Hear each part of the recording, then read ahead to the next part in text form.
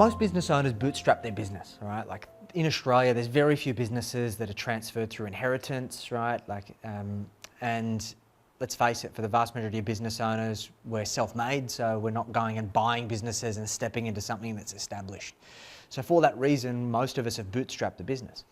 So what happens is we spend a period of time where we eat shit, right?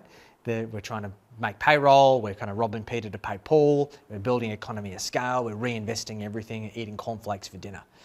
And then once we get to this level of success, which we find for most business owners is once they get over that 7 figures where they really kind of start to see the light through the trees, is they go, wow, I need to play some catch up on lifestyle. And so, okay, I upgrade the house, I upgrade the car, I start taking the kids and the family on nice vacations.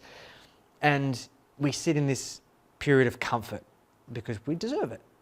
And there is a fundamental principle that most people believe that in order to build wealth, it requires sacrifice and compromise. Because the vast majority of traditional wealth building principles are on the basis of shrinking yourself wealthy. Like, I need to sacrifice today in order to have a greater tomorrow. I call bullshit on that. And I feel that for most business owners that I work with, we develop a strategy that allows them to have their cake and eat it too. We have that period of comfort, but what we then do is work out, okay, well, we want to maintain that comfort and also build wealth simultaneously. And what that requires us to do is to set an appropriate income and profit target in the business to allow us to have our cake and eat it too financially. So I think it firstly comes down to a mindset shift, that you have the ability to live for today and plan for tomorrow.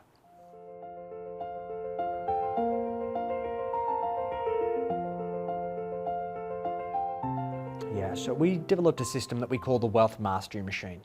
And the reason why we call it the Wealth Mastery Machine is that for the vast majority of people, they do not have a methodology, a system, a framework that they use in order to systematically turn their business profit into personal wealth. Most of their wealth building decisions are reactive, emotional, and an afterthought, right? They may have been lucky to have family that was wealthy and good with money. They may have been lucky to have friends or colleagues or other people that they've observed. Like, they didn't get an objective financial education, right? So for most of us, we learn through the school of hard knocks. Now, if we think about a machine for a moment, well, what is a machine? A machine produces a regular, repeated, consistent result. And that's what we want with our money. That's how we build wealth over long periods of time. So we developed a framework that we've implemented with over 1,000 clients to help them build in excess of $3 billion in combined wealth. So it starts with Define. So Define is made up of 3 core components. One is the Millionaire Mindset. Your ability to create a wealth strategy comes down to the invisible ceiling of your mindset. Like, if you're not growing and expanding your mindset, you're not going to grow and expand your wealth. So then we need to understand that for many people, they operate in this position of scarcity because they've gone without. They've seen their parents go without. They've had uncertainty. They've had hardship. But making decisions long-term out of scarcity is not healthy. And what I often find is that the situations you learn to survive, your survival ultimately depends upon. And what we see for many people is that their hardship becomes a vicious cycle.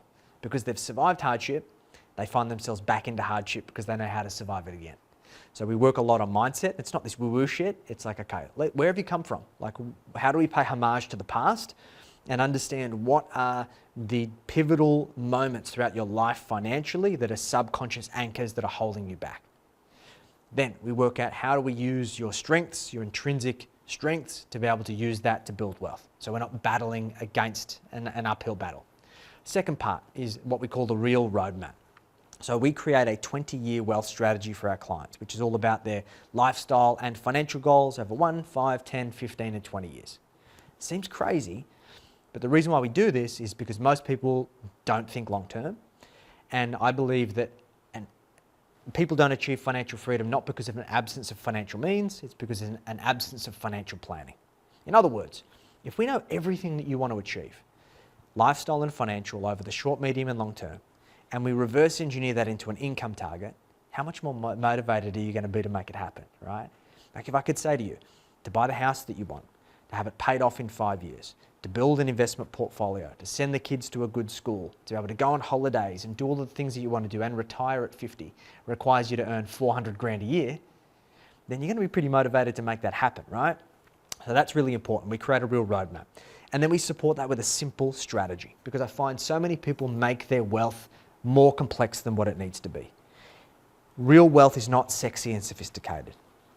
Comes down to some fundamental principles. And really, there's only 3 ways to build wealth in this world. There's business, there's property, and there's shares. For our clients, we help them accumulate all 3. So we create a simple strategy that sequences the decisions they need to make throughout the year that keeps them on track for their real roadmap. So that's the define piece. Then we get to the create piece. So the first part of create is surplus. We must sustain surplus because wealth is only made where surplus exists. You can make all of the money in the world, but if you don't have any surplus, you're not moving forwards. So we implement our cash flow system, the profit mastery machine in the business and the hub structure in the household. On average, this increases our clients' cash flow by 20 to 30%. And as a benchmark, we want to do a 20 to 30% profit in the business, and we want to have a 20 to 30% surplus in the household. So for example, if you have a profit of 200 grand, you pay that out into the household, and let's say you've got 150 grand after tax, we should have 30 grand a year in savings. That's the goal, right? So from that surplus, what do we do with it? So the next part is destroy debt. Debt is good and bad. There are bad debts. So for example, credit cards and personal loans and car loans. Even your principal place of residence mortgage is a bad debt because we're paying it in after-tax dollars. So our goal is to smash those bad debts as quickly as possible. But we also want to use good debt the right way. And good debt is what we use for investments because it allows us to control appreciating assets, it allows us to have tax-deductible interest repayments, and it allows us to increase our cash-on-cash returns, meaning we can compound our money faster. We want to make sure we're smashing the bad debt and using good debt. And then that feeds into the third part of create, which is automate investments. Most investment decisions that people make are reactive. They're manual, they're afterthoughts. We want to automate or systemize those decisions. So in many cases for our clients, it's actually direct debiting their investments. So we set it up automatically, like set and forget. And then we set a mechanism to increase those investments over time. And then when it comes to things like property, we set a sequence or a calendar for when we make those decisions. Because obviously we can't automate property purchases and they're very intensive, but we might say, okay, we're going to buy 1 or 2 investment properties a year. So we create a sequence of what are the things that we need to do throughout the year to make sure that those milestones are hit. That's create. And then thirdly is manage. So there comes a time whereby you're going to shift from primarily creation into primarily managing, because creating and managing are fundamentally different skill sets. So when it comes to managing, we need to focus on magnifying our money because compounding is the 8th wonder of the world for a reason. We want to get our wealth to a point where the compounding of the portfolio significantly exceeds the contributions that we could make. And that's where the magic really happens. Next is elevating income. You can't eat the capital.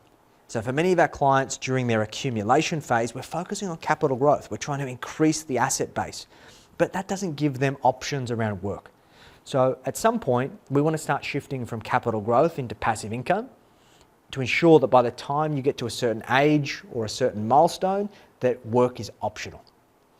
And then lastly is reducing risk, because there comes a point in time where we want to start taking chips off the table and reducing the risk that we take to achieve our goals. Our objective is to take the least amount of risk necessary to get where we want to go. And when we combine all of these 9 elements together, that forms the wealth mastery machine.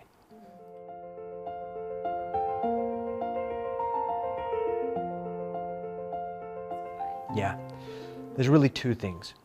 First and foremost, we believe that all business owners should be looking to prepare their business for sale. One of the simplest strategies to understand is the small business CGT concessions, where business owners have the ability to sell their business for up to $6 million, potentially tax-free. For many of our clients, it's allowed them to fast-track their path to financial freedom, but there's a process that's involved. Now, in an ideal world, we want to create financial freedom without having to sell the business. So what that requires us to do is to get profits out of the business. So the first thing you need to come to terms with is that getting profit out of the business usually means you've got to pay more tax. And the interesting thing I see with clients, they say, I don't want to pay more tax. When we crunch the numbers, let's say, for example, you had to pay an extra $50,000 of tax this year. It sucks. I hate it, all right? But we've got to do it. But that allows us to go and buy another investment property. And based on the historical growth rate of that investment property, you would make back the extra tax paid in the first year. And if you were going to hold that property for the next 10 or 15 years, which potentially means it's going to produce an extra $500 or $1 million in wealth, does it really matter you had to pay an extra 50 grand to do that? No, it's all about context. Tax in isolation sucks. When we put it into context of a holistic wealth building strategy, it makes it palatable. It still sucks, but much easier pill to swallow. So what's really important is coming to terms with the fact that you are going to pay more tax. So we pay more tax now, which allows us to get wealth out of our business, which allows us to go build wealth in a tax-effective way that hopefully gets us to a point where by the time we retire, we end up paying no tax. And for many of our clients, if we build that tax effectively, by the time they get to 60 or older, they pay zero tax on any earnings they produce from their portfolio or any income they make from that portfolio they draw out to live their lifestyle. So we've got to get that right.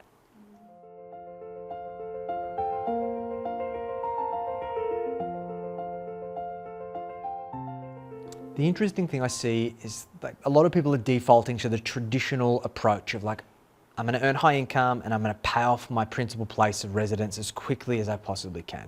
And like for many of our clients, like they've potentially got over $1 million in debt on their home, right? And that's a sizable weight to carry, right? It's a big burden to carry, particularly with interest rates that have gone up over the last few years. I can understand why it's a big motivation to smash that debt very, very quickly. The unfortunate reality of that is that they leave lots of opportunity on the table. So people who are doing this right are implementing a strategy called debt recycling. So what we've got to understand is there's really two strategies that people take. Strategy one is we focus on getting all of your surplus and paying off the bad debt or the home debt as quickly as we possibly can. And let's say, for example, you do every last red cent against that and it takes you 15 years to pay off that mortgage to zero. Beautiful, great, you've cut a 30-year mortgage in half, amazing. And from that 15-year point, you've now got all of this extra cash, so now we can start building wealth. And let's say you can build wealth for the next 15 years to get you to retirement. Well, sounds great, but what's the issue? Well, you've been focusing on just paying debt. Sure, your principal place of residence is appreciating, but you need somewhere to live. And it's now taken you 15 years to start building wealth, which means you've got 15 years less compounding. So what smart people do is they use debt recycling. So firstly, we still focus on paying the mortgage, but your home has usable equity. So what we do is we get an equity release. We get a cash out against the equity that you've got in your home into a separate debt facility. We use that to go and buy investments. That could be investment property, that could be shares. Some of our clients do both. So that now means that that debt is tax deductible. So 2, we've taken bad debt, we've turned it into good debt. 3, we've bought investment assets that are compounding from year 1 as opposed to year 15. And then 3, those investment assets produce income, which allow us to then put that into the mortgage, which number 4 means we can pay it off faster. Now, there's a process that we go through with our clients to model this, and in many cases, this can mean hundreds of thousands of dollars in extra wealth built as a result of implementing this strategy, depending on the time frame. And this is the difference between people who do things the old-fashioned way and people who are smart with their debt.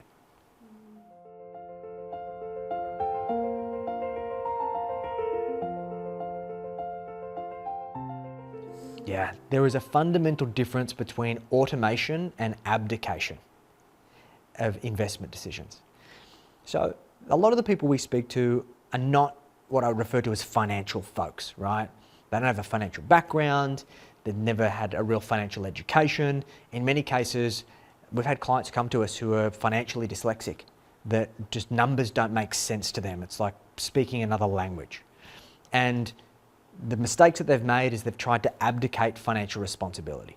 I'm not a financial person, I'm going to hire a financial person and they're going to handle it for me and everything's going to be okay. But I believe that no one's ever going to love your money more than you do.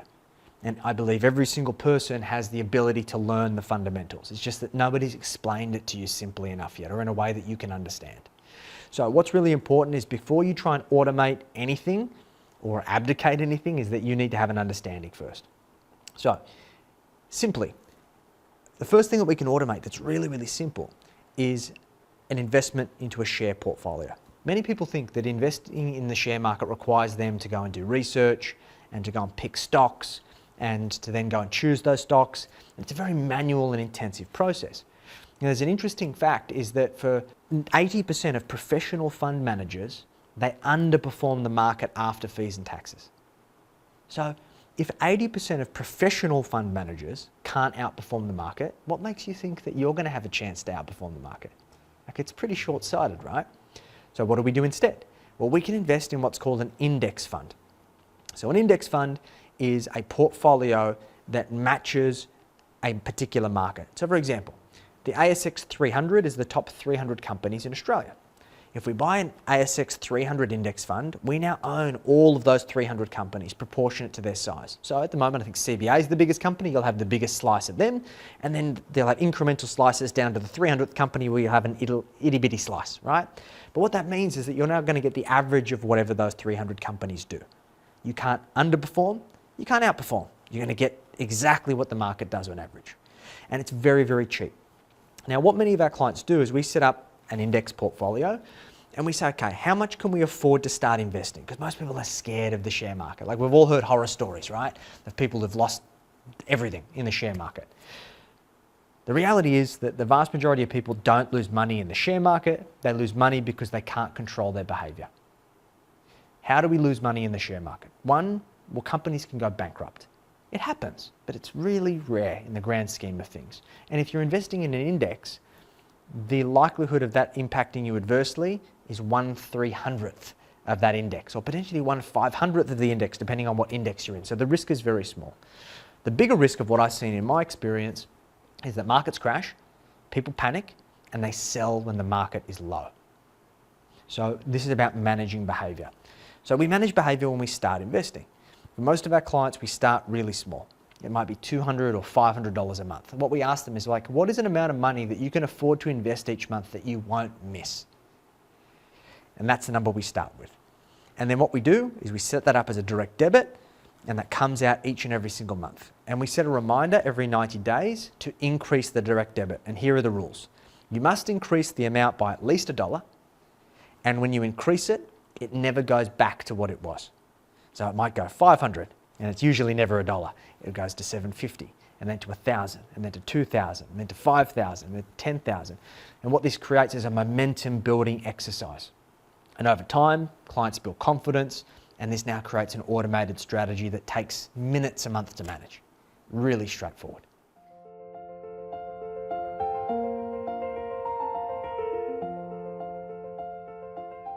Yeah, we had a client who came to us with a business that it wasn't a great business. They'd been doing it for decades, making minimum wage basically. Once you factored in all of the hours they were working, it wasn't a great business. And what we think about is like, you can be the highest performing person with the highest work ethic, but if you're in a shitty opportunity, the value that you're going to create is always going to be limited. So they were approaching 50 and they wanted to start preparing for their retirement strategy. They ideally wanted to be at a point where at age 60 they could be work optional. Not that they wanted to retire, they just wanted to have the freedom to choose what they did. We went through this financial forecasting process, creating their real roadmap.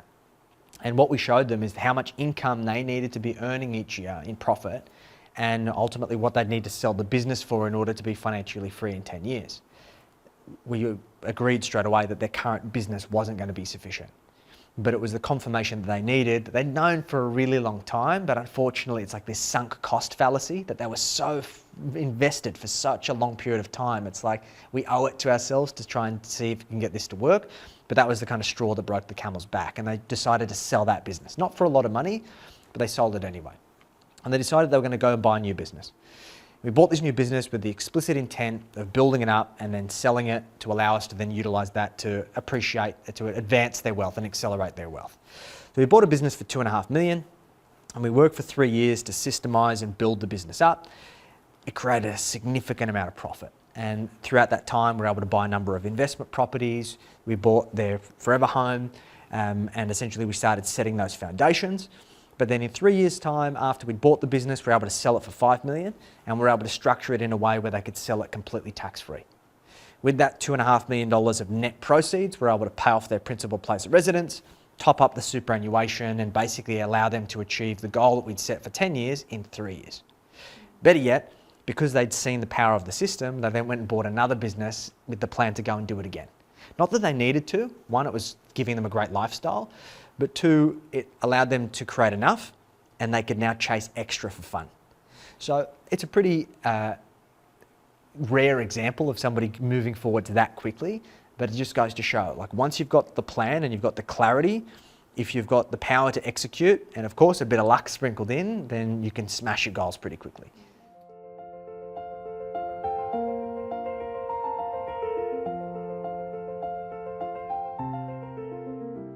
I used to think that mindset was bullshit. And in my earlier days when I had a big ego and I thought that the strategy was the crux of everything, I thought that that was the key to creating financial success. And there was a particular situation with a couple that I work with. There was a high income couple. So they had a household income of over $500,000 a year. When they came to me, they had crippling credit card debts. The wife was paid on commissions quarterly, and their base salaries throughout the quarter were not sufficient to live their lifestyle. So what they would do is they'd rack up this huge credit card bill, and then when her bonuses come in, they'd pay off the credit card and they'd basically start back at zero. So they're like negative position all of this time. So I'm like, okay, we've got to dig them out of this hole. So I created this holistic financial plan. It was over 100 pages long, had all of these detailed strategies and tactics and kind of sequenced, okay, how are we going to get through this and get back to break even? And then this is the sequence of investment decisions we're going to make over the course of the next 10 years. And if they just follow all of these steps, they're going to be financially free and everything's going to be great. So I was super excited about this strategy. I booked in the client, I presented the strategy, and I could see like halfway through, like eyes glazing over. And I'm like, something's wrong here. We got to the end of it and we implemented, and then I'm like, cool, this is the decisions that you need to make over the next 3 months to keep us on track. Let's book in a meeting in 3 months' time and we'll then work on the next 3 months. 3 months later, they had completely messed up the plan. They'd not followed one of the steps. And like, I remember the feeling that I felt like reaching over the table and grabbing them by the shoulders and shaking them, like, what's wrong with you? But I had this epiphany moment. I'm like, it isn't the strategy, it's them, right? Like, so I then went really deep into mindset. I got an NLP coach and I started learning neuro-linguistic programming. I started understanding like neural pathways and the synapses of pathways, that why people make certain decisions. And what I ultimately realized is that people live in scarcity or abundance, right? People make these decisions because they believe that they are the best option on life's menu, right? Like the analogy one of my first mindset coaches taught me is he said, okay, like when have you ever gone to a restaurant and there is one thing on the menu that you hate and you go, order me 2 serves of those suckers, please? Like, never, right? It is only in hindsight that you might look at the specials and you go, oh, that sounds pretty good. And then it arrives and you tuck in and you go, oh shit, like that was bad, right? People are exactly the same. They choose the best option that exists on their menu. So what do we need to do? We need to add better options to the menu, right? So this is about how do we transition from that position of scarcity where they believe these decisions are what I deserve to, okay, these are the decisions that I deserve, and then being the right decisions. So that's when I started implementing mindset into my process. And one of the things that we did with all of our clients is going through what we call the money memories. So I worked out that for most people, they have these pivotal money memories they have throughout their life. One is called the school you. So usually this is a money memory that happened before the age of 10 years old. Something that you observed or something that you experienced. And so for me, I remember when I was about 10, I come home from school and on the kitchen table there was a pile of unopened bills. And I didn't really know what a bill was at 10, but I knew it was wrong, right? So I said, Mum, like, why haven't you opened those bills? And she immediately said, Jackson, I already know what's inside. There's no reason to open them. So my mum was an ignorer. She thought that she could bury her head in the sand and her problems would go away. So then we go to real world you. So this is when you go out into the real world and you inherit adult responsibilities. So this could be when you get your first job or when you move out of home. So for me, it was when I got my first full-time job. I thought I negotiated a great salary, and then in that job I got paid annually in arrears, monthly in arrears, and then I hung out for my paycheck, and I could already spent all of the money. I knew what I was going to buy. Payday come around, I checked my bank account and I had this inhale of breath, like, oh, like I've been robbed. So I went to my boss And I questioned him about it, and he took me into an office and he said, Jackson, here's your pay slip, here's your gross pay, here's what goes out for super, here's what goes out for tax, here's what you get. And I can still remember this feeling of dread of like someone's put their hand in my pocket and taken from me. So that was something I never forgot. Next is Street Fighter You. So this is when you start your first business. Because for most of us, we're like, like we're working for someone, like the boss must be rolling in it, right? I'm going to start my own business so I can roll in it too. And before we know it, we're rolling in shit, right? Like all of these responsibilities.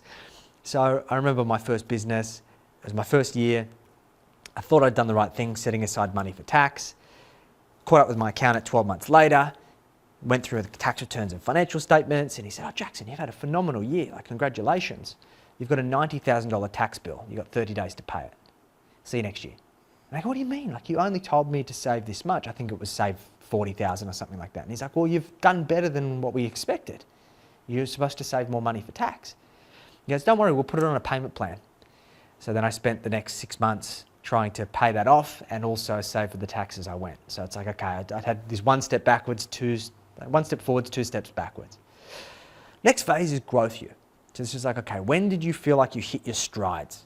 That like the hard work started to pay off, you could see the light through the trees.